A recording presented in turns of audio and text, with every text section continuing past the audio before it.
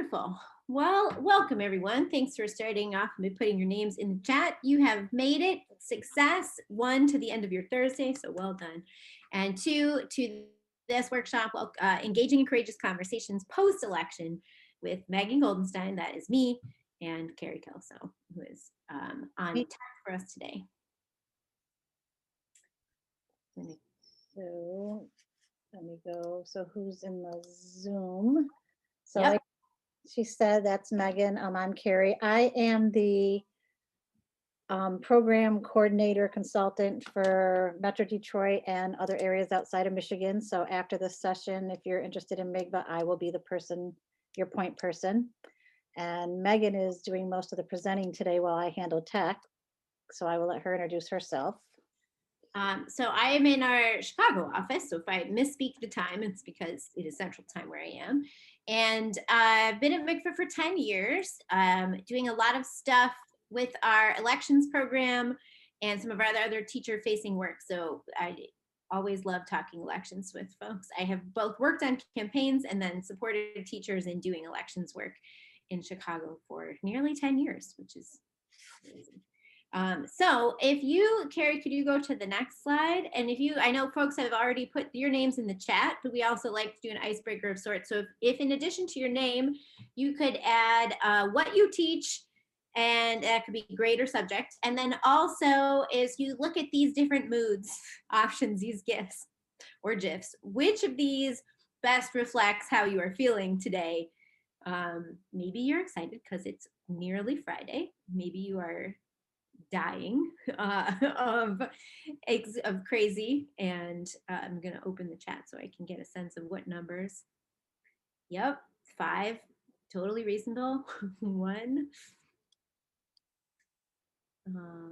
other folks, we got a 5 and a 1. 1 and a 5, yeah. I think I am a combination of 4. Yep, okay. I think I might be. I just had some additional coffee for this workshop, so I might be a 3 by the time that hits my bloodstream. 2, and a 5, another 2. Yeah, 2 was me earlier today. That's why I decided to caffeinate some more for this. 4. Ready for me to move on? Yep, I think, thank you all. So presumably you have joined today because you were interested in exploring how to talk politics in class after these highly polarized and public elections, namely the one in November.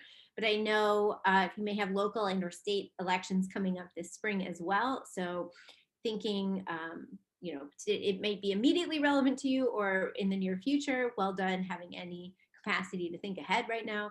And just thinking of ways that young people can take action to make their voice heard even outside of election seasons when they're done. I hope that's why you've come, because that's what we're going to talk about today. And to get us started on that front, you know, MIGFA Challenge is a nonprofit org that works to engage young people in politics and policymaking and help young people get their voices heard. And so when working with young people and teachers alike, we typically establish some shared agreements. And so these are the ones we are thinking of for today, that as best may be possible in these crazy times when you're doing 17,000 things at once and may only have a fraction of your brain in this meeting to be as present as you can.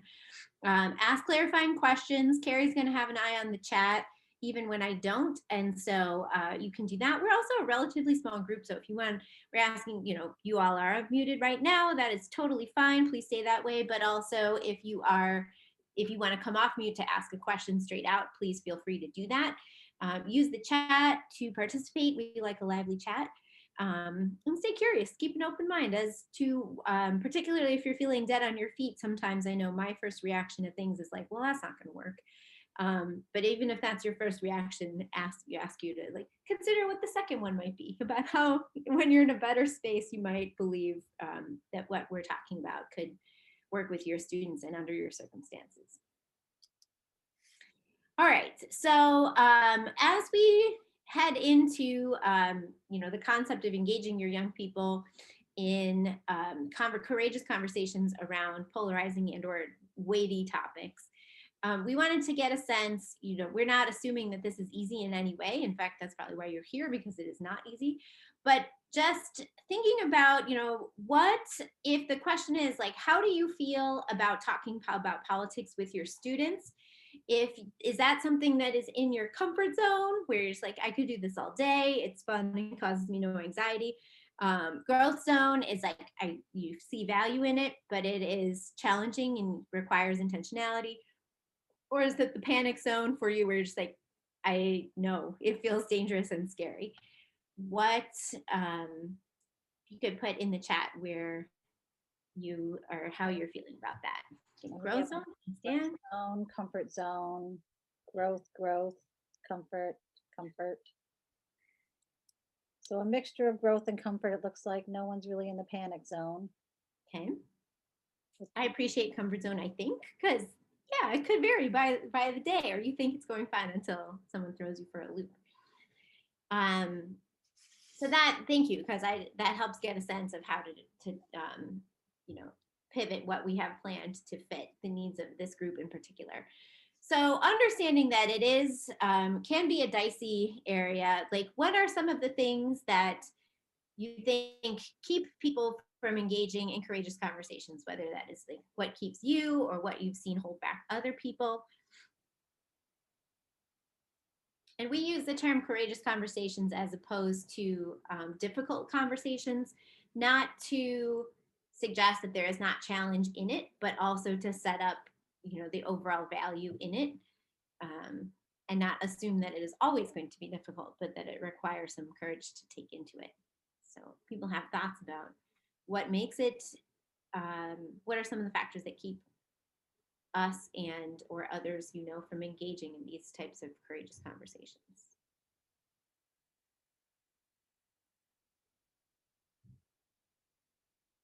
Feel free to come off mute. Parent backlash. Dialogue that attacks people and not ideas. Earlier when Megan had our norms up, that's usually a norm that comes up in the classroom. I know when I was a MIGVA teacher, that was one I always had during discussion was attack the idea, not the person. And I see Cassie shaking her head because she's one of my teachers. Parent blowback again.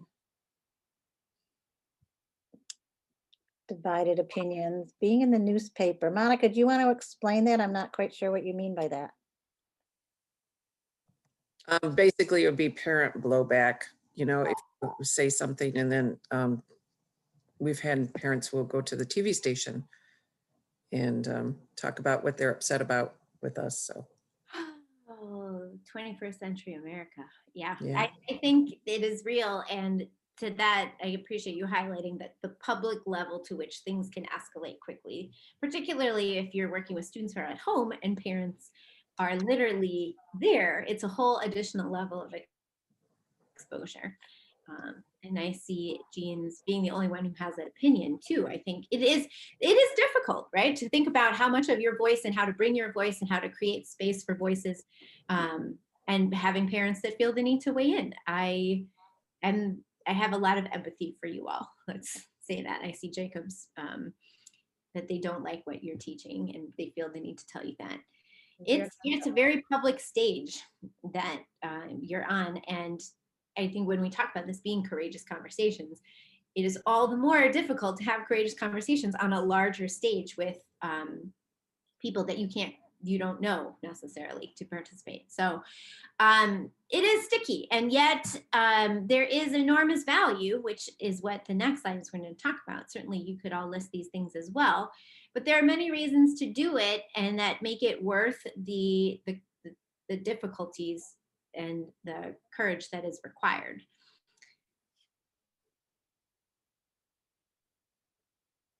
You can go to the next slide.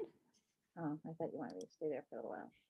And so some of the reasons that we've had come up in what we agree with at MIGVA are that the value in it is that it is an opportunity to expose young people to new perspectives, that there is definitely a need for civil dialogue in America, and that is a hard skill to develop if you don't have, it's like a muscle, right? You need space in which you can practice it.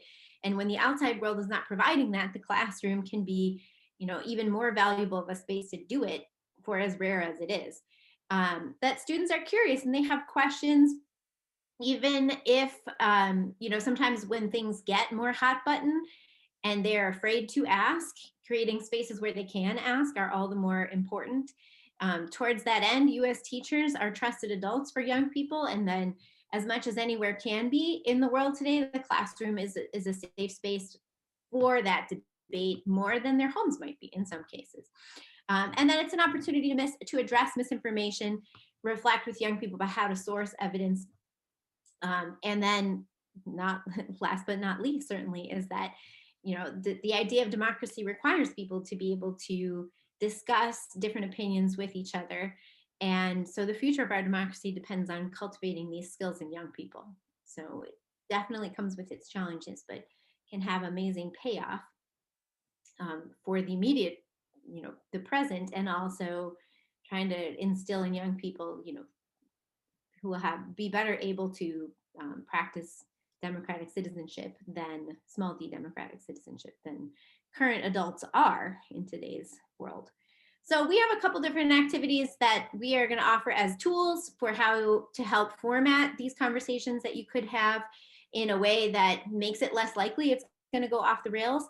And so if folks could click on that link that Carrie just put in the chat, it is actually going to open a different Google slide deck that you should be able to edit. And so if you go to that, this is an activity we call Stand and Declare. And probably many other people do as well. The idea is if you were in person, that you say a statement. We ask students to move to which corner of the room most aligns with their response to that question. So we're asking you to reflect as yourself right now. And you'll see the lightning bolts along the side of the slide if you have clicked on the link and you are looking at the Google slide itself and not just Carrie's screen sharing. Then you can drag one of the lightning bolts to the corner that best reflects your answer to this statement. I have a hard time talking with people whose viewpoints are different than my own. And these lightning bolts, you may notice, are totally anonymous. So feel free to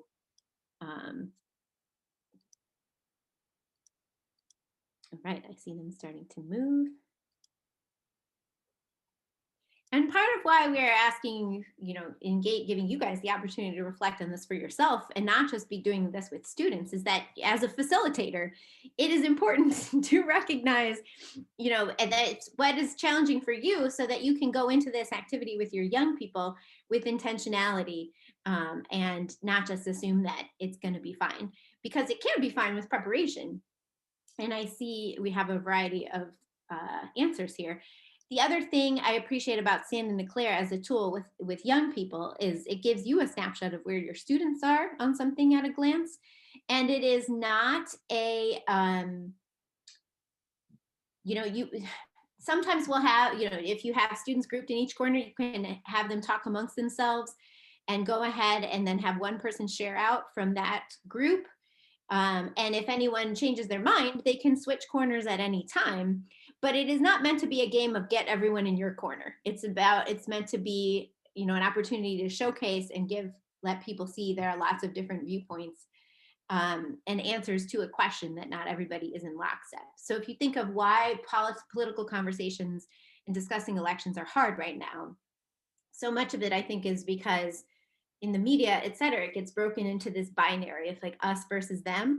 And so a lot of these tools are meant to help you create a space where the binaries turns into more of a spectrum, where there's a lot of different viewpoints and young people are getting to hear the different reasons for why someone thinks the way they do.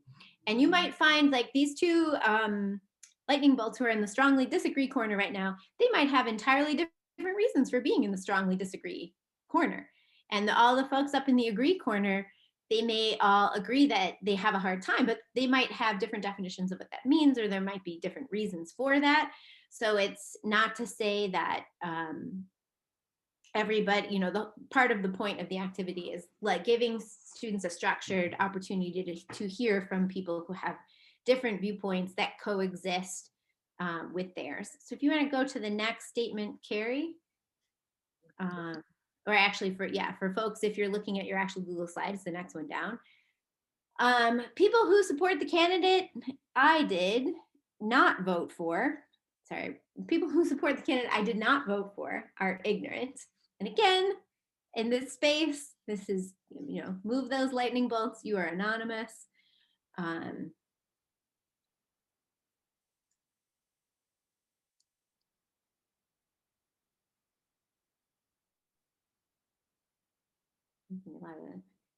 Mostly in the disagree, but a few in the agree side of the spectrum. And I think depending on, for all of us, depending on the mood you're in or which people you're talking about, or which candidates, then we might shift on this spectrum. And I think, again, this is just something to, it's one thing to think whatever you do, and then, but then thinking about how when you're going to have these conversations with students, how are you preparing yourself to be in that space, regardless of what how you might talk to your friends, you know? Thank you. Next, it is important for me to listen to the viewpoints of people with whom I disagree. Another one where I think we might assume on the surface level, like, oh, everyone says yes to this. But in today's hyper-partisan sphere, I don't know that we have universal agreement on that. And posing the question like this gives some space for people to explain why they may or may not. And we're not having you do that right now in this space, but you know, if you were doing this with students, it's a starting point to get a full picture of spectrum, but then giving a chance for individuals who are interested to speak up and explain more about why they're there. And I always appreciate the difference between strongly agree and agree, or disagree and strongly disagree, because even then it's not just to say this is true. You know, people have agreement means different things for different people. So, all right, thank you.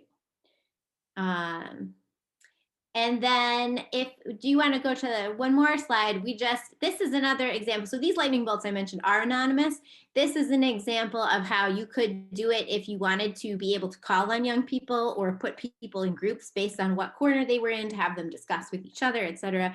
You can also have a slide like this where the boxes have the names of your students in them, and or they can just be blank boxes, and you tell your students, put your name in a box and then move the box. And you all have access to this workbook now, so feel free to copy this slide with these boxes. If you don't already have such a thing, which this deep into the pandemic, you might already have such tools. Just trying to amplify and enrich the set you have at your disposal. And you can see whether it is this going back to the comfort zone activity or the or stand and declare or anything. It's another way for young people to make their voice heard without necessarily you calling on every one of them. All right, thank you. So if anybody have any questions, concerns about these stand and declare or these arrows or lightning bolts and boxes before we go on to the next thing? We're good to go back to the other one. Yep. And then go forward a couple slides to, yeah.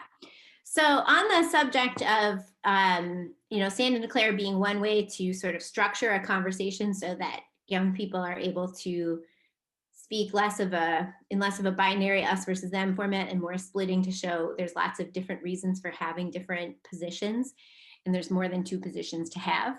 I also appreciate this resource from a group called Braver Angels. Their website is at the bottom there, but it's where we got this chart. This chart is another amazing tool, both to reflect yourself on how you are talking about people who disagree with you, because I think sometimes we're all guilty of believing that our language is neutral, or our language, how can we talk to people who disagree with us in a way that helps them hear what we have to say? And whether it's reflecting on this yourself and or giving it to students as a tool for them to think about what makes somebody who disagrees with you interested in engaging with you. I think we can all agree that when you talk about people who disagree with you as enemies or someone that's out to harm you, that doesn't make it easy for that person to hear what you then have to say. But I also appreciate this middle sector here that like they've been duped. I will tell you, and we probably all know some people like this, like I have relatives that would say that I'm being duped, and that is why I vote for the people that I do, because I don't know any better or because I'm being taken.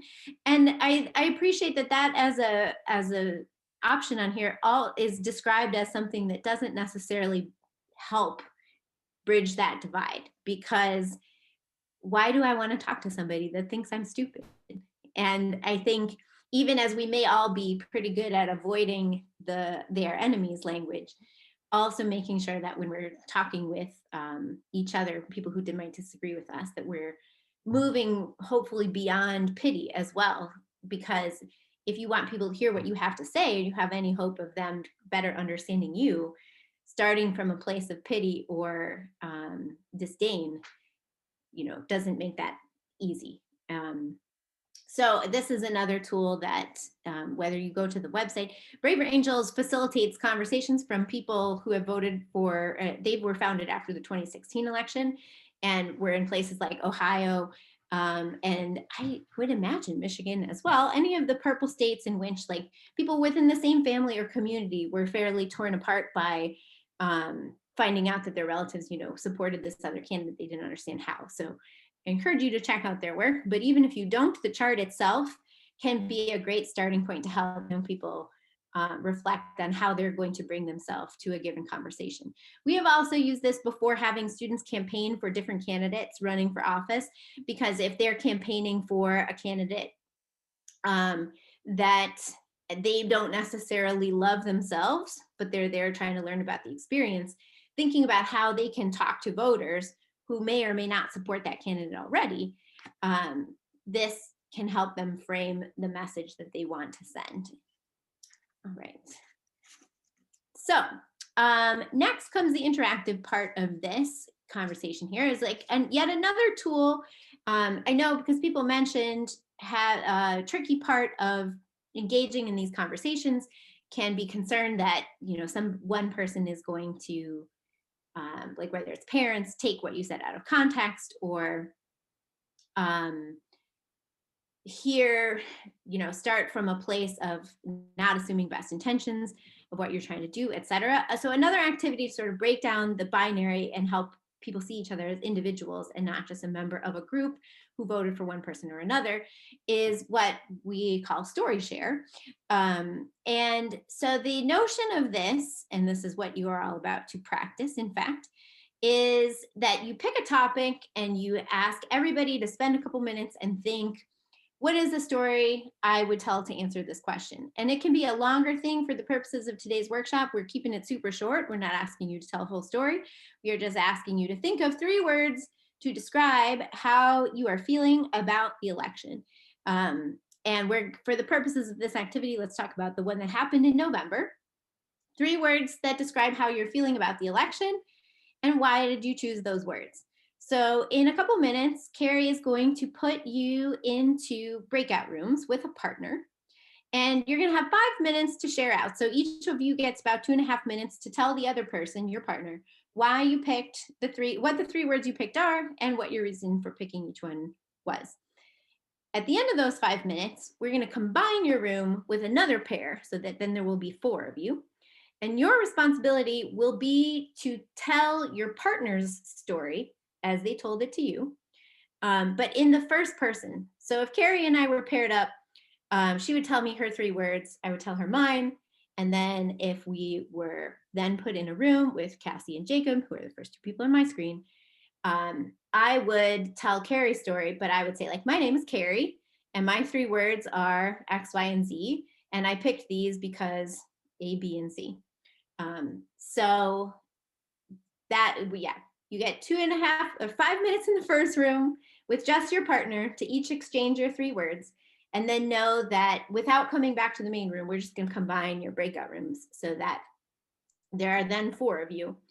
And depending on time, we may or may not have time for all 4 of you to share out your partner's 3 words. But the idea is that at least one person from each pair should have a chance to share out their partner's 3 words. Also, these instructions, because once you go in the breakout room, you can't see these slides, but know that these slides also exist in that other slide deck we shared with the stand and declare text. So if you still have that open, that's how you will be able to access and remind yourself of the prompt if you are interested. Are there questions before we send you into your breakout room with a partner? Anybody got some first stab at what your 3 words are? Okay, I'm gonna open up all the rooms. All right, and then we'll come back and debrief.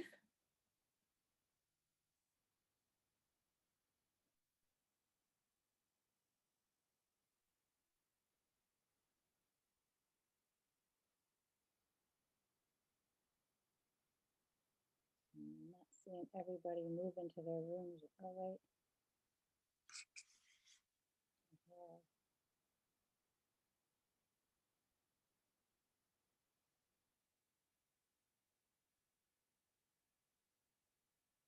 I think V Withrow. Not joined his room. Do you think maybe he left? Are you there? V Withrow, are you with us?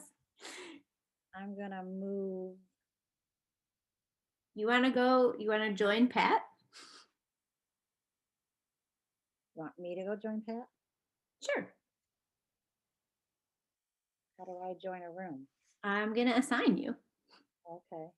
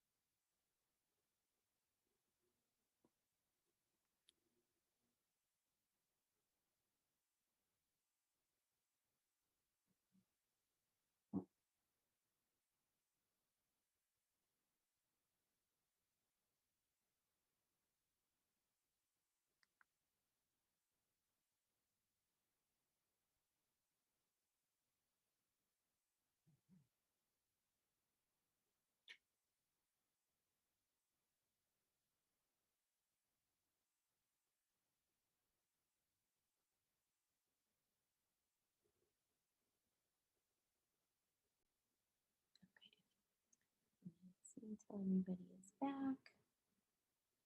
Here folks come. All right. Oh, room 2 is still, you're all still in their room. Oops. Now that you did that to me, Megan, I got to figure out how to get my screen all shared again. Well, I was going to say for the share out, don't worry about it yet, because I'd rather we could see people's faces while people are debriefing how that went. Okay, well, you can do that while I try and figure this out then. The other folks have 17 seconds left before they will be forced to return. Okay.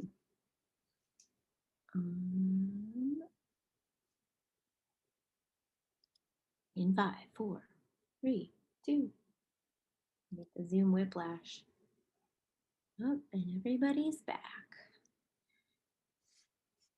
All right. Well, welcome back. Sorry for the Zoom whiplash that you may have gotten as you got whipped back to this main room.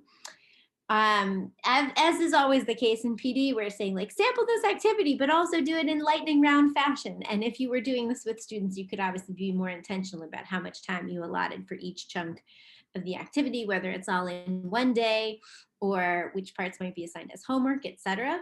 But insofar as you got a taste of this, is there someone from room 1 who would like to share out either how it felt to share your 3 words or to hear someone else tell your 3 words? What are some of your initial takeaways?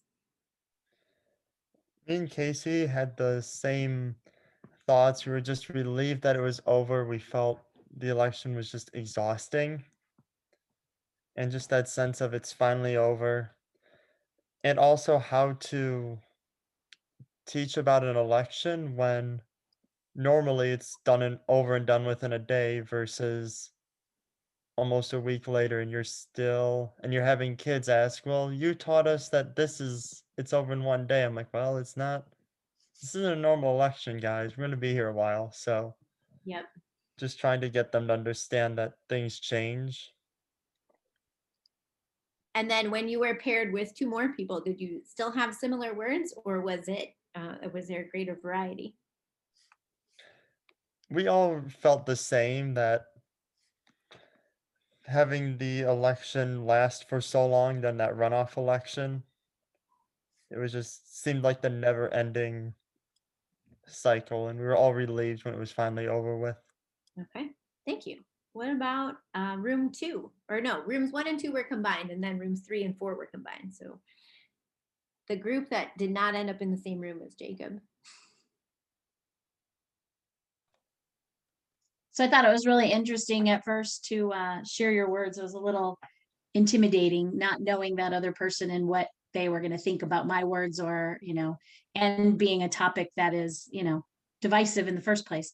But it was interesting to hear the opinion, like his take on the election was different than mine, and that was very interesting. And it was good to hear him repeat back in the next room what I had said. I was like, oh yeah, he was listening. Someone's listening to me. So that was kind of fun. I think that is one of the things students say too, that like there's so many debrief questions that go along with this activity beyond what we're able to do snapshot here. But like, what did it feel like to share your story with another person, to hear another person tell your story, to hold someone else's story in your hands? And I was saying particularly with young people, but actually I would say if you do this with adults, same thing. It's sometimes not until you get to the point where you have to tell the other person's story where you're like, oh no, I forgot these details. And they feel like, oh, I need to do, it's a good reflective activity to help them understand how much we are not listening to each other. And when you have to tell what someone said to someone else, that can help you reckon with like, oh no, I need to do a better job at listening.